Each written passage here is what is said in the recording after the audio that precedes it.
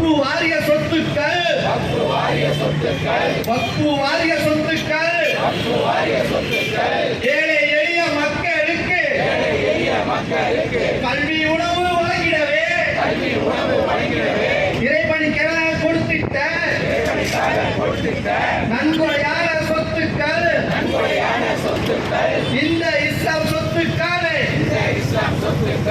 இந்திய நாட்டை கொள்ளையடிக்கும் பன்னாட்டு நிறுவனங்களுக்கு தாரை வார்க்க திட்டமிட்டு சட்ட திருத்தம் செய்துள்ள மோடி அரசு பாசிச பாஜக அரசு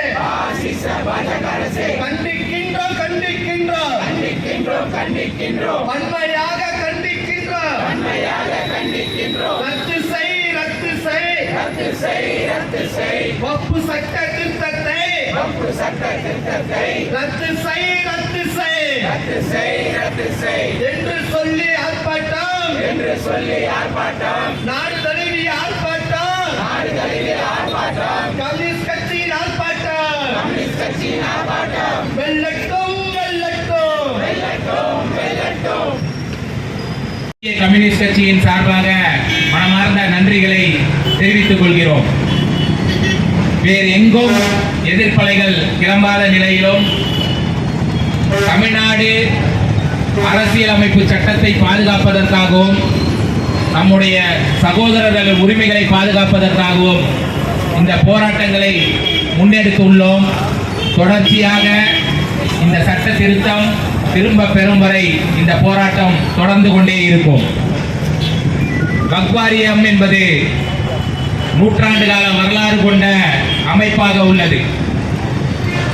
1800 துவங்கிய வக்ஃப் வாரியங்கள் தொடர்ச்சியாக ஆங்கிலேய காலத்தில் உருவாக்கப்பட்டு 100 ஆண்டுகளுக்கு மேல் செயல்பட்டு அதன் பின்பு இந்திய சுதந்திரத்தில் 1947க்கு பிறகு 1956இல் வக்ஃப் வாரிய சட்டம் நிறைவேற்றப்பட்டது. அரசியலமைப்பு சட்டத்தின் கீழ் உருவாக்கப்பட்ட ஒரு அமைப்பாக, அங்கீகரிக்கப்பட்ட அமைப்பாக செயல்பட்டு கொண்டிருந்த அமைப்பில் காலங்களுக்கு ஏற்ப திருத்தங்களை மேற்கொண்டு 4 திருத்தங்களை கொண்டு மீண்டும் 1995இல் புதிய வக்ஃப் வாரிய சட்ட மசோதா சட்டம் நிறைவேற்றப்பட்டது. இப்படி வக்ஃப் வாரியத்தில் உள்ள சொத்துக்கள் இன்னைக்கு அரசாங்கம் புள்ளி விவரங்களின்படி 8.2 லட்சம் சொத்துக்கள் இருப்பதாக பதிவிட்டுள்ளார்கள். அதில் 9 லட்சம் ஏக்கர் பரப்பளவில் இருப்பதாக சொல்லியுள்ளார்கள். 1 லட்சம் கோடி மதிப்பு இருக்கும் என்று தோராயமாக பழைய கணக்கை வைத்து சொல்லியுள்ளார்கள். இப்போ என்னன்னா, இந்த ஆர்எஸ்எஸ் பின்புலத்தில் இயங்குகின்ற இந்த பாஜக அரசாங்கம் பொது சிவில் சட்டம் என்று ஒரு கோரிக்கையை 12 காலமாக அவர்கள் கொள்கையாக சொல்லிட்டு வராங்க.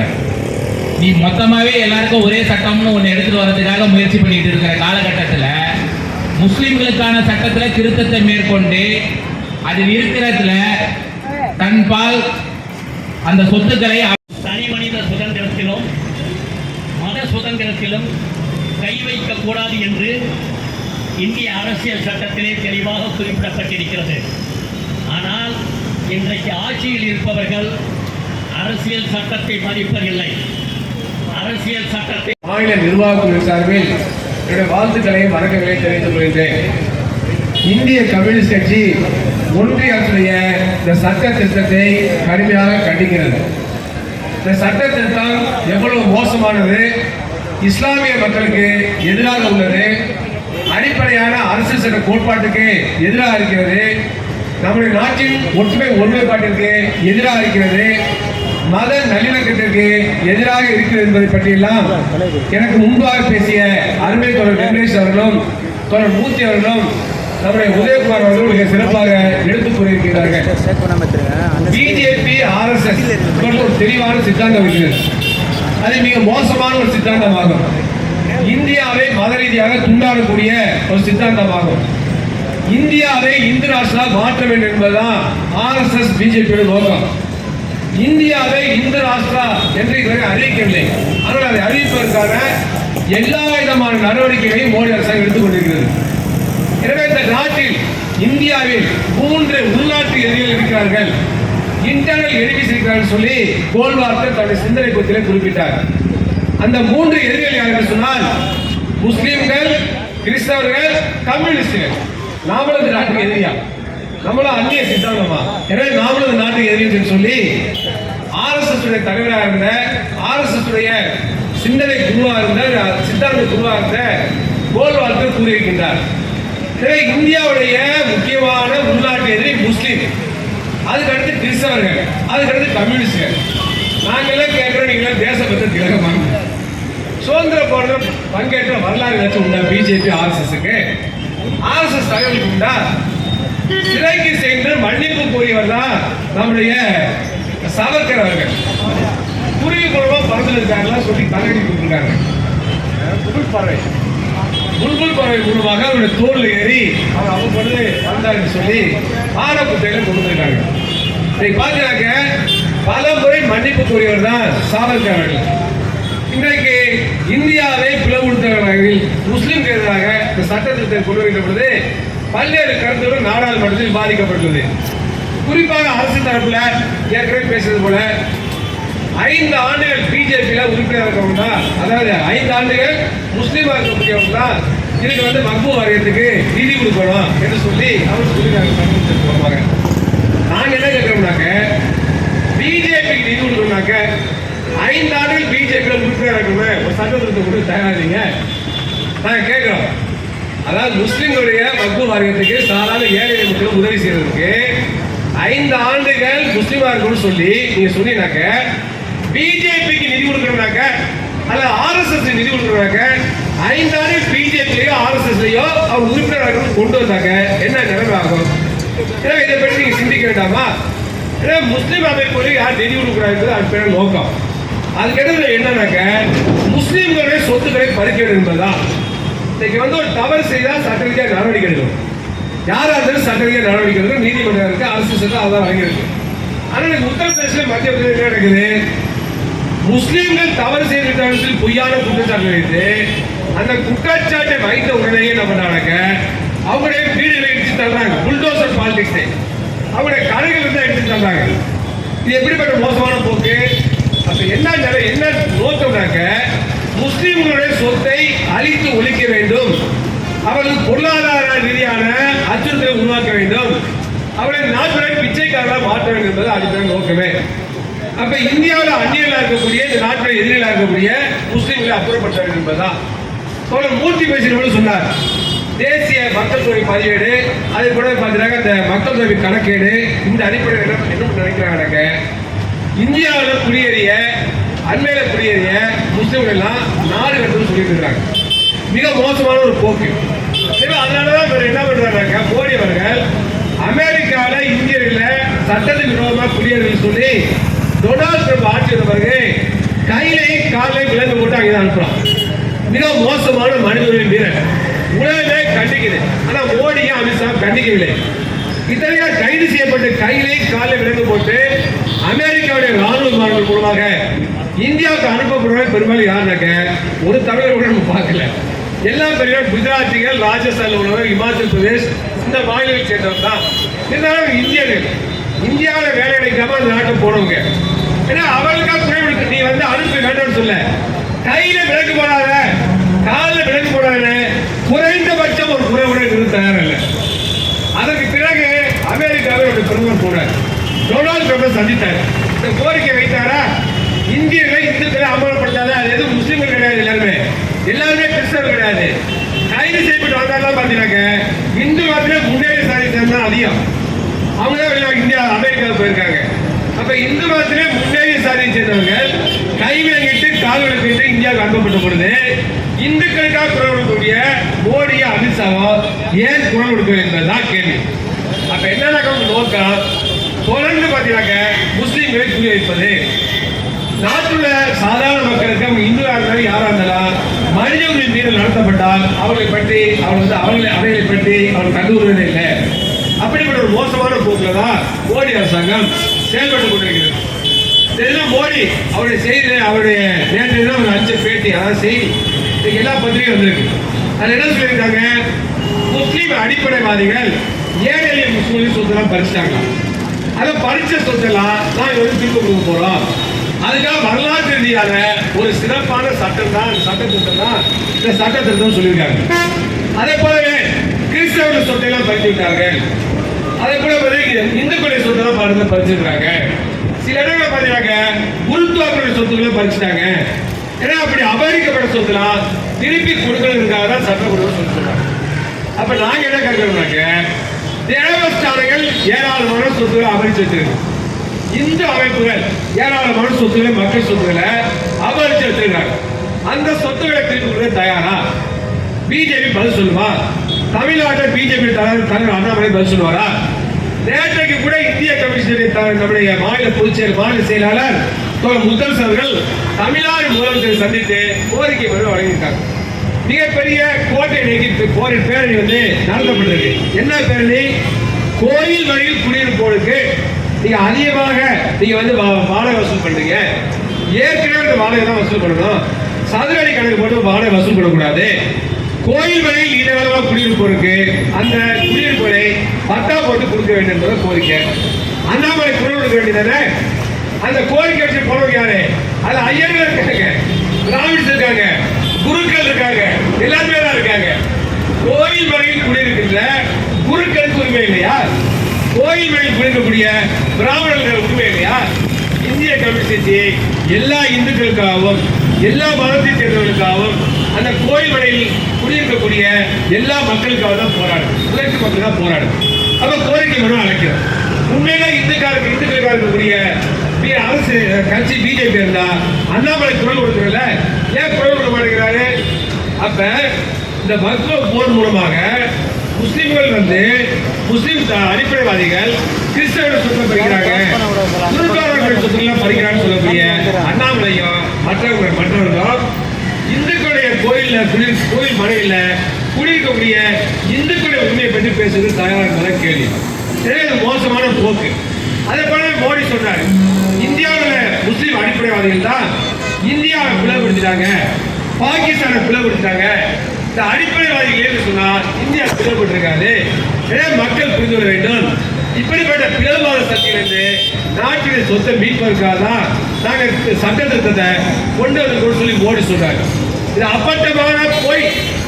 இந்தியா பிளவுபட்டது யார் காரணம்? சாவர்கர் தான் காரணம், ஆர்எஸ்எஸ் தான் காரணம், இந்து மகாசபை தான் காரணம். முதல்ல இந்தியாவை இந்து ராஷ்டிரா மாற்ற வேண்டும் சொல்லி குரல் கொடுத்தது யார்?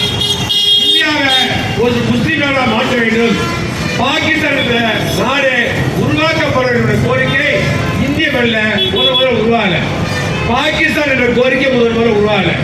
முதல்ல இந்தியாவில் உருவான கோரிக்கை இந்தியாவை இந்து ராஷ்டிரா மாற்ற வேண்டும் என்ற கோரிக்கை தான். இந்துத்துவா என்ற பதத்தை வார்த்தை உருவாக்கியது சாவர்கர் தான். இந்துத்துவா என்பதை ஒரு அரசியல் கோட்பாடாக உருவாக்கியவர், பதவி அரசியல் கோட்பாடாக உருவாக்கியவர் சாவர்கர் தான். எனவே இந்தியாவை இந்து ராஷ்டிரா மாற்ற வேண்டும். முஸ்லிம்கள் அந்நியர்கள், கிறிஸ்தவர்கள் அந்நியர்கள், அவர்கள் மண்ணில் வாழ்ந்தாக்க அவர்கள் இந்து மதத்தை ஏற்றுக்கொண்டு அவர்கள் கோட்பாட்டை ஏற்றுக்கொண்டு அந்த பண்பாட்டை ஏற்றுக்கொண்டு வாக்குரிமை கூட இல்லாத இரண்டாம் தர குடிமக்களாக இந்தியாவில் இருந்தால் இருக்கலாம், இல்லை என்று சொன்னால் நாட்டை விட்டு வெளியேற வேண்டும். இந்தியா என்பது இந்துக்களுக்கு சொந்தம் என்று சொல்லி சாவர்கரும் கோல்வால்கரும் சொன்னதின் காரணமாக தான் முஸ்லிம்களுக்கு பயம் வந்துச்சு. எனவே இந்து ராஷ்டிரா என்ற கோரிக்கை வைத்த பிறகு ஏறத்தாழ 20 ஆண்டுகளுக்கு பிறகுதான் முஸ்லிம்கள் மத்தியிலே அச்சம் ஏற்பட்டு முகமது ஜின்னா மூலமாக பாகிஸ்தான் என்ற கோரிக்கை வைக்கிறார். அப்ப இந்தியாவில் முதல் வைக்கப்பட்ட கோரிக்கை என்ன? பாகிஸ்தானா இந்து ராஷ்டிரா என்றால் இந்து ராஷ்டிரா தான். எனவே ஒரு பக்கம் பார்த்தீங்கன்னாக்க ஆர்எஸ்எஸ் அதே போல சங் பரிவார் அமைப்புகள் இந்து மகாசபையில இந்து ராஷ்டிரா உருவாக்கணும்னு சொல்றாங்க. ஒரு பக்கம் முஸ்லீம் லீக் பாகிஸ்தான் உருவாக்கணும்னு சொல்றாங்க. இதை நன்றாக பிரிட்டிஷ் அரசாங்கம் பயன்படுத்திக் கொண்டது. பிரித்தாளர் சூழ்ச்சியாக பயன்படுத்திக் கொண்டு இந்தியாவை முழுமையாக கொடுத்து விடக்கூடாது, துண்டாட வேண்டும் நோக்கத்தோடு இந்த இந்து மகாசபை ஆர்எஸ்எஸ் போன்ற அமைப்புகளை பயன்படுத்திக் கொண்டுதான் பிரிட்டிஷ் அரசாங்கம் இந்தியாவை இந்தியா என்றும் பாகிஸ்தான் என்றும் இரண்டாக பிளவுபடுத்தியது. நாங்கள் கேட்க வேண்டும், பிளவுபடுத்தியது யாரு? இந்து மகாசபை, ஆர்எஸ்எஸ், சாவர்கரை அதை மறந்துவிட முடியுமா? இது மோடி பதில் சொல்லுவாரா? இந்தியா பிளவுபட்டது காரணமே RSS இந்து மகாசபை தான். பாகிஸ்தான் ஒரு பிளவுபட்ட பிறகு அப்பதான் ஜம்மு காஷ்மீர் பிரச்சனை வருது. பாகிஸ்தான் ஒரு உருவான பிறகுதான் பாகிஸ்தான் ஆட்சி ஜம்மு காஷ்மீர் பிரச்சனை வருது. பாகிஸ்தான் ஒரு நாடு உருவான பிறகுதான் வங்கதேச ஒரு பிரச்சனை வருது. அப்ப இந்தியா ஒற்றுமையா இருந்திருந்தால் பாகிஸ்தான் உருவாயிருக்காது, ஜம்மு காஷ்மீர் பிரச்சனை உருவாயிருக்காது, வங்கதேசம் உருவாயிருக்காது, வங்கதேசம் ஒரு மோசமான மலேசிய அரசாங்கம் உருவாயிருக்காது. இந்தியா எல்லாம் ஒன்றா இருந்தது. இன்னும் சொல்ல போனா RSS சொல்லக்கூடிய அகண்ட பாரதம் இந்தியா இருந்தது. இந்த அகண்ட பாரதத்தில் உழைச்சதே யாராக்க? RSS தான், இந்து மகாசபை தான். ஆனா இன்னைக்கு மோடி சொல்றாரு முஸ்லீம் அடிப்படைவாதிகள் இந்தியா பிளவுபடுத்திட்டாங்க, அவங்க தான் சாதாரண முஸ்லீம்களுடைய சொத்துக்களை பறித்து வைப்பதற்கு இந்த வக்ஃப் வாரியத்தை பயன்படுத்த சொல்லி மோசமான கருத்தை மோடி சொல்லியிருக்கின்றார் என்பதை பார்க்க வேண்டிய அவசியம். எனவே இந்த போக்கு கடுமையான கண்டனத்திற்குரியது. இந்த நாட்டில் உள்ள அனைத்து மக்களுடைய உரிமைகளும் பாதுகாக்கப்பட வேண்டும், மத நல்லிணக்கம் பாதுகாக்கப்பட வேண்டும், அரசியல் சட்டம் பாதுகாக்கப்பட வேண்டும், அடிப்படை உரிமை மத உரிமை என்பது அடிப்படை உரிமை, அந்த உரிமை பாதுகாக்கப்பட வேண்டும். முஸ்லிம்களை அந்நியர்களாக சித்தரிப்பதை நாம் புறக்கணிக்க வேண்டும். கிறிஸ்தவர்களை அந்நியர்களாக சித்தரிக்கின்ற போக்கை நாம் புறக்கணிக்க வேண்டும். அதே போல அவருடைய சித்தாந்தம் என்பது மோசமான சித்தாந்தம் என்பதை மக்கள் மத்தியிலே கொண்டு சேர்க்க வேண்டும். ஏற்கனவே மக்கள் தான் இந்து முஸ்லீம் பிரிச்சாங்க, கடவுளே பிரிக்க ஆரம்பிச்சாங்க. இந்து கடவுள் முஸ்லீம் கடவுளே பிரிச்சாங்க. அல்லாஹ்வுக்குள்ள சேர்த்து சொத்தை கை வைப்பாங்க, ஆனா இந்து கடவுளை சொத்துல கை வைக்க மாட்டாங்க. அப்ப மக்களை மத ரீதியாக பிளவுபடுத்த பிஜேபி இந்த கடவுளையே மத ரீதியாக பிளவுபடுத்தக்கூடிய ஒரு போக்கை உருவாக்கி இருக்கிறார்கள். ஏன்னா அப்படிப்பட்ட ஒரு பாசிச சக்திகள் தான் இந்த சக்தி என்பதை நாம் மறந்துவிடக் கூடாது. எனவே கம்யூனிஸ்ட் சித்தாந்தம் என்பது சர்வதேச சித்தாந்தம், இந்திய மண்ணில் உருவாக்கப்பட்ட சித்தாந்தம். இந்த மண்ணில் கம்யூனிஸ்ட் சித்தாந்தம் உருவாவதற்கு தன்னுடைய பங்கை செலுத்தியிருக்கிறது. எனவே அந்த அடிப்படையில் நாம் இஸ்லாமியர்களாக இருந்தாலும், முஸ்லிம்களாக இருந்தாலும், கிறிஸ்தவர்களாக இருந்தாலும், கம்யூனிஸ்டாக இருந்தாலும், யாராக இருந்தாலும் நாம் எல்லாம் உழைக்கும் மக்கள், நாட்டு குடிமக்களின் அடிப்படையில் ஒன்றிரண்டு பாசிச பிஜேபியை ஆட்சியை விட்டு அகற்றுவதற்கு நாம் தொடர்ந்து போராட வேண்டும், குரல் கொடுக்க வேண்டும். இந்தியா முழுவதும் இடதுசாரி ஜனநாயக மதச்சார்பற்ற சக்திகளை ஒரே அணியில் திரட்டக்கூடிய முயற்சியை எடுக்க வேண்டும். அந்த முன்னணி படையாக இந்திய கம்யூனிஸ்ட் கட்சி, முன்னணி சக்தியாக இந்திய கம்யூனிஸ்ட் கட்சி இருக்கிறது. முதல்ல இந்தியாவிலேயே இடதுசாரி கூட்டணியை பலப்படுத்த வேண்டும், இடதுசாரி ஒற்றுமையை பலப்படுத்த வேண்டும் குரல் கொடுத்த கட்சி இந்திய கம்யூனிஸ்ட் கட்சி தான். இந்தியாவில் உள்ள எல்லா கம்யூனிஸ்ட் கட்சிகளையும் ஒன்றிணைக்க வேண்டும் என்று சொல்லி தொடர்ந்து குரல் கொடுக்கக்கூடிய கட்சி கம்யூனிஸ்ட் கட்சி தான். இந்தியாவில் பிஜேபி ஆட்சி அகற்ற வேண்டும், இந்துத்துவப்பட்ட பாசிசம் வந்துவிடக் கூடாது என்பதற்காக இந்தியாவில் அனைத்து மதச்சார்பற்ற ஜனநாயக இடதுசாரி சக்திகள் அனைத்தையும் பரந்துபட்ட நிலையிலே ஒன்றிணைக்க வேண்டும் என்ற கோரிக்கையையும் உலகத்தையும் முதலில் வைத்த கட்சியும் இந்திய கம்யூனிஸ்ட் கட்சி தான். எனவே இந்திய கம்யூனிஸ்ட் கட்சி இந்த நாட்டை பாதுகாக்க, அரசியல் சட்டத்தை பாதுகாக்க தொடர்ந்து போராடும் தெரிவித்துக் கொண்டு இந்தியாவுடைய அரசியல் சட்டத்துக்கு எதிராக நாட்டின் ஒற்றுமை ஒருமைப்பாட்டை சீர்குலைக்கக்கூடிய வகையில் முஸ்லீம்களுக்கு எதிராக ஒன்றிய அரசாங்கம் வக்ஃப் வாரிய சட்ட திருத்தத்தை நிறைவேற்றியிருக்கிறது. இது கடுமையான கண்டனத்திற்குரியது. ஒன்றிய பாஜக அரசாங்கம் ஒரு மைனாரிட்டி அரசாங்கமாகும், சிறுபான்மை அரசாங்கமாகும். சில தோழமை கட்சிகளை கையில் வைத்துக்கொண்டு இன்றைய தினம் இந்திய நாட்டுடைய அடிப்படை அரசியல் சட்டத்துடைய கோட்பாட்டுக்கு எதிராக இந்த வக்ஃப் வாரிய சட்ட திருத்தத்தை கொண்டு வந்து நாட்டுடைய ஒற்றுமை ஒருமைப்பாட்டுக்கு எதிராக வக்ஃப் வாரியத்தில் முஸ்லீம்களுடைய உரிமைகளை பறிக்கக்கூடிய வகையில் அவருடைய சொத்துக்களை எல்லாம் பன்னாட்டு கம்பெனிகளுக்கும் இந்திய கார்ப்பரேட்களும் வழங்கக்கூடிய வகையில் ஒரு மோசமான சட்டத்தை அவர்கள் கொண்டு வந்திருக்கிறார்கள். அதை இந்திய கம்யூனிஸ்ட் கட்சி வன்மையாக கண்டிக்கின்றது. இது மோசமான விளைவுகளை உருவாக்கும்.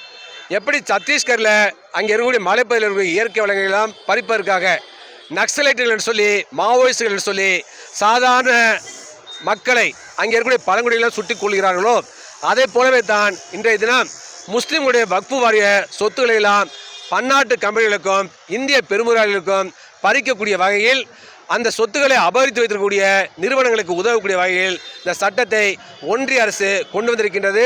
இது வன்மையாக கண்டிக்கத்தக்கது.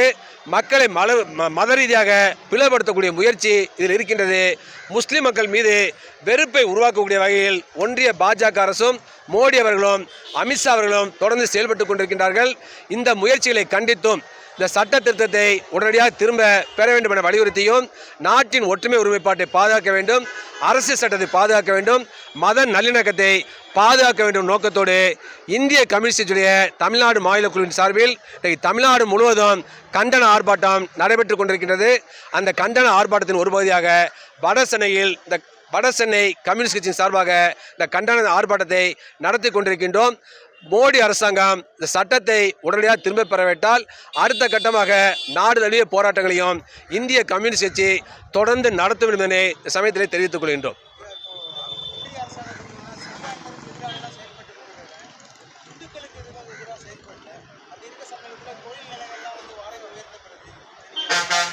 இந்துக்களுக்கு எதிராக பிஜேபி அரசு செயல்படும் என்பது வந்து சரியல்ல. மோடி அரசாங்கம் எல்லா மக்களுக்கும் எதிராக தான் செயல்படுகிறது. நாட்டில் உள்ள உழைக்கும் மக்கள் அனைவருக்கும் அவங்க வந்து எந்த மதமாக இருந்தாலும் அவங்களுக்கு எதிராக தான் செயல்படுகிறது. இந்தியாவில் கார்ப்பரேட்டில் சாதமாக ஒன்றிய அரசு செயல்படுகிறது. அதுபோல் கோவில் மனையில் குடியிருப்போருக்கான உரிமை இருக்கிறது. அந்த உரிமையை பற்றி மோடி அரசாங்கம் பேச மறுக்கிறது. அந்த கோயில் மனையில் குடியிருப்போர் பெரும்பாலும் பார்த்தீங்கன்னாக்கா இந்துக்களாக தான் இருக்காங்க. இன்னும் சொல்ல போனால் முன்னேறிய சாதிகளை சேர்ந்தவர்கள் அதிகமாக இருக்கிறாங்க. எனவே இந்துக்களுடைய உரிமைகளுக்காக போராடுகிறோம், அவர்களுக்காக குரல் கொடுக்கிறோம்னு சொல்லக்கூடிய மோடி அரசாங்கம் கோயில் மனைகளிலே குடியிருக்கக்கூடிய இந்துக்களுடைய உரிமைகளை பாதுகாப்பதற்கு கூட அது தயாராக இல்லை. அந்த இடங்களை சாதாரண இந்துக்களுக்கு பட்டா போட்டு வழங்குவதற்கும் மோடி அரசாங்கமோ அல்லது பிஜேபி ஆகின்ற மாநில அரசாங்களோ தயாராக இல்லை என்பதை சுட்டிக்காட்ட விரும்புகின்றோம். எனவே நீலிக்கண்ணீர் வடிக்கிறார்கள், இந்துக்களுக்காக போராட சொல்லி நீலிக்கண்ணீர் வடிக்கிறார்கள். மோடி அரசாங்கம் பிற்படுத்தப்பட்ட மக்களுக்கும் தாழ்த்தப்பட்ட மக்களுக்கும் பழங்குடியின மக்களுக்கும் எதிராக செல்கிறது, அவருடைய உரிமைகளை பறிக்கிறது. எனவே அவர்களை பல முறையிலும் தாக்கக்கூடிய போக்கை பார்க்கின்றோம். தலித்துகள் மாட்டுக்கறியை உண்கிறார்கள், மாடுகளை கொள்கிறார் என்று தவறான பிரச்சாரம் செய்து தலித்துகளை அடித்து கொள்ளக்கூடிய போக்கையும் பிஜேபியும் சங் பரிவார் அமைப்புடன் செய்யக்கூடிய போக்கெல்லாம் இருக்குது. தலித்துகள் இந்துக்கள் இல்லையா? தாழ்த்தப்பட்டவர்கள் இந்துக்கள் இல்லையா? அதுபோல் பழங்குடியின இன மக்கள் இந்துக்கள் இல்லையா? எனவே இந்துக்களுக்கு எதிரான ஒரு மோசமான அரசு தான் பிஜேபி அரசாங்கம் என்பதை சுட்டிக்காட்ட விரும்புகின்றோம். எனவே மக்களை மத ரீதியாக பிளவுபடுத்திய மோடி அரசாங்கம் இப்பொழுது கடவுள்களையும் மத ரீதியாக பிளவுபடுத்தக்கூடிய போக்கை முன்னெடுக்கிறது. இது வன்மையான கண்டனத்திற்கு உரியது என்பதை தெரிவித்துக் கொள்கின்றோம்.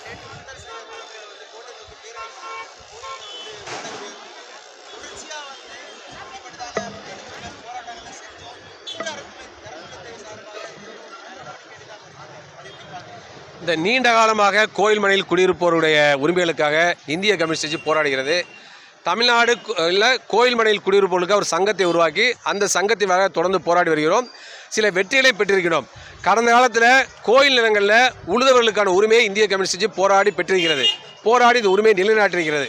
அதே போல இன்றைக்கு வந்து கோயில் மனையில் குடியிருப்போருக்கான அந்த வாடகை தொகையை அதிகப்படுத்தியிருக்கிறார்கள். சதுர அடி கணக்கில் வாடகை வந்து இன்றைக்கி நிர்ணயிக்கிறாங்க. இது பல மடங்கு வாடகை உயர்ந்திருக்கு. அதனால் கோயில் மனையில் குடியிருக்கக்கூடிய எந்த மதத்தை சேர்ந்தவர்களாகவும் இருந்தாலும் கூட அவர் மிகப்பெரிய பாதிப்புக்கு உள்ளாயிருக்கிறார்கள். அவர் வந்து வீட்டை வந்து ரிப்பேர் பண்ண முடியல, வீட்டில் வந்து எந்த விதமான வசதிகளையும் செய்து கொள்ள முடியவில்லை, அதற்கெல்லாம் தடைபடுகிறார்கள். எனவே மிகப்பெரிய பாதிப்பை உருவாக்குகிறது. எனவே தான் அடிப்படையான உரிமை வீட்டு மனை என்பது அடிப்படையான உரிமை. எனவே அந்த காலத்தில் கோயில் மனைகளுக்கு மன்னர்கள் வாரி வழங்கிய இடங்கள் அது. நீண்ட காலமாக நூற்றாண்டு காலமாக அந்த கோயில் மனையில் சாதாரண ஏழை எளிய மக்கள் உழைக்கும் மக்கள் குடியிருக்கிறாங்க.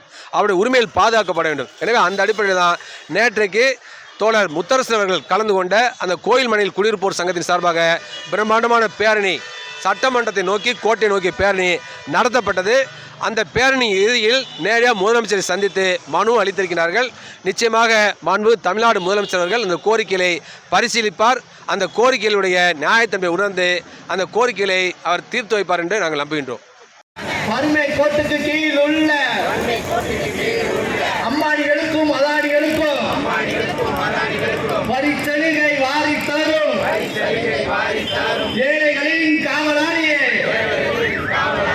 எந்த அரசியல் சாசனம் வழங்கிய உரிமை இது சிறுபான்மையர் நலன் காத்திட சிறுபான்மையரை நலன் காத்திட வக்ஃபு வாரியத்தை அங்கீகரித்து ஏற்றுக்கொண்டது இந்திய அரசியல் சாசனம்.